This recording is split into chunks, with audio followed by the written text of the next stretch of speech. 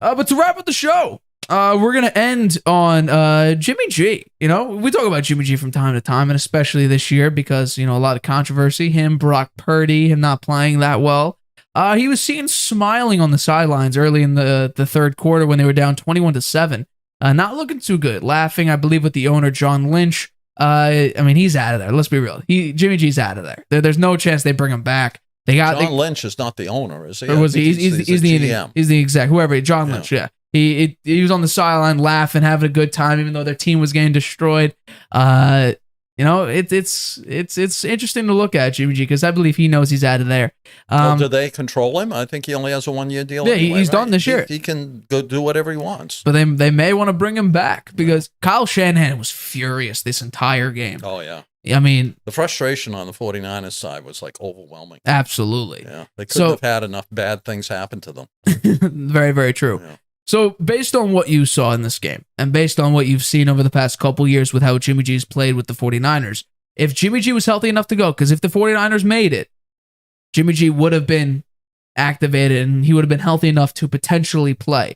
So if Jimmy G was healthy enough to play in this game, we know Brock Purdy was going to be the starter anyway. That's been reported. If Brock Purdy got hurt, Jimmy G would have been the backup for Brock Purdy. If Jimmy G was healthy enough to play, do you think he would have made a difference against this Eagles team, potentially to win the game or at least make it at least more respectable? Well, as long as he didn't get hurt. You know, if he tore his ulnar nerve or whatever that was that Purdy hurt, then he wouldn't have been able to play. But if he'd stayed healthy the whole game, sure, I think there would have been a lot closer game. Whether they would have won it or not, I'm not sure. So you think if Jimmy G was healthy, that would have made a difference? I do. Yeah. He's a good quarterback. There's no doubt about it. Hey, I've been arguing with that. Plus, he has more experience in the playoffs. He's been in a Super Bowl. True. He's a winning quarterback. I think he would have. I think if Brock Purdy never would have been in there if Jimmy G hadn't gotten hurt and broken his foot. Right? Absolutely. Brock Purdy had a great. He won 8 games in a row. He lost yesterday, but he lost. He can say I lost because I got hurt. You know. So I think that if Jimmy G hadn't gotten hurt, he would have been the quarterback all the way through there, and I think it would have been a much more competitive game. Whether the 49ers would have won or not, I'm not sure. Yeah. I mean, they didn't get Debo very many touches. No. You know, and not really. And McCaffrey, they could have utilized him a little better too, but I think that would have happened more if Jimmy G had been in there. I'm trying to look up did Debo even make an impact? Because I know he had 4 targets for 3 catches for 33 yards, and then I think he also ran. Yeah, they were running him a little bit near the end. He ran it 6 times for -9 yards. Yeah. So, not great. Not great at all. But to answer the question, could Jimmy G have made a difference? Who says Jimmy G wouldn't have gotten hurt? I mean, based on the way Jimmy G's history was, and especially in this game, everyone was getting hurt. So my guess would be Jimmy G would have probably ended up hurt as well. So, but like I said, if he was healthy, if Jimmy G came in healthy and he was able to actually play through this game, with the way Jalen Hurts was playing, not great, I think, honestly, they would have had a shot to beat him. I think honestly, I would have been more nervous with Jimmy G in the backfield than I would Brock Purdy against this team. Because Brock Purdy, too, because he's got more experience. Not only that, Brock Purdy throughout this entire playoffs was very jittery. He looked like he had a lot of pressure on him. Well, he was playing in a different league, you know, the playoff league. It's tougher. The teams are tougher to beat. And he was challenged more. He did well to win the game he won. Right. He won 2 games, right? Yeah. Yeah. So he's got nothing to hang his head about. I think he'll get healed up and be back in there next year. You think he's going to start? I think there's a good chance of it. Why wouldn't he? I mean, what are they going to do with Trey Lance?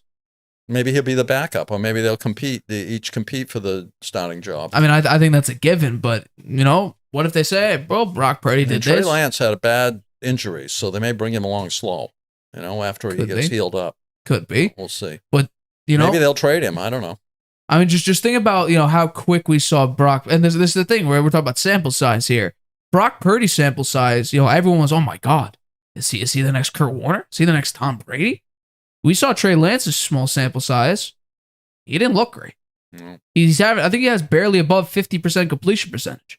No, he never played that much football. I know, but we're talking about Brock Purdy played for Iowa State. That isn't a big school. That's a big story. You don't play that many big games. No, but he did play all 4 years. I mean, Trey Lance, did he stop playing football when he was a sophomore or something?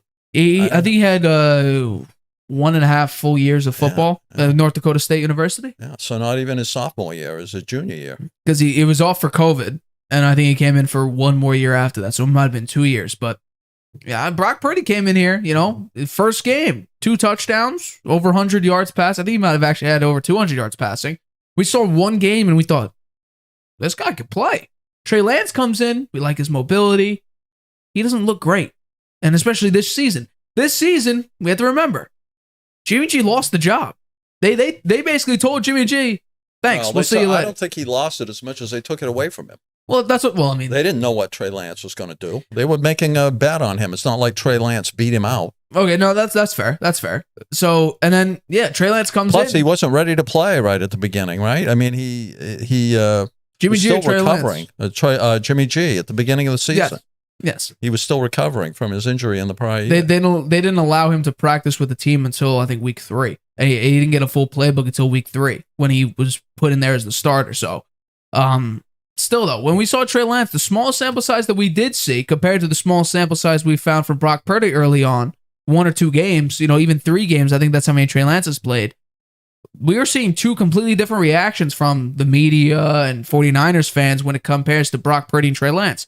We look at Trey Lance and we're like, I don't know, this guy does not look great. I mean, that even was what coming out of the draft was. He needs a lot of refinement. He doesn't have a lot of football experience. He probably has the highest ceiling, but he has the lowest floor so far because of how unrefined his game is. He has the least amount of experience. Brock Purdy, like you said, he played a lot in college. He comes in, and you know what? He plays very well. So I think Brock Purdy right now has the starting job, and Trey Lance needs to take it. I don't think there's going to be much of a competition. No, I agree with that. Because the way Brock Purdy looked this year was impressive, but you also have to put context around it. A phenomenal team, the same team Trey Lance had, and look at the difference there.